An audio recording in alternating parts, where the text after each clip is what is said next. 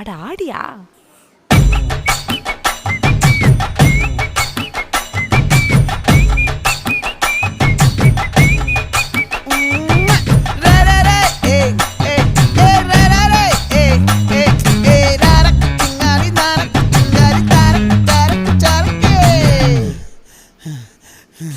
விளைஞ்சிருக்கும் என் வெத்தலை கொடி, அட வளைஞ்சிருக்கும் ஒரு சன்னல் வெடி.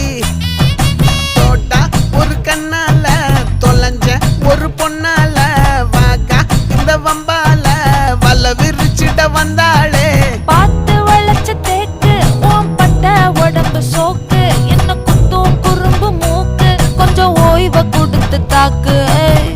என்னடி சித்திரமே இங்க நீ பத்திரமே சொல்லு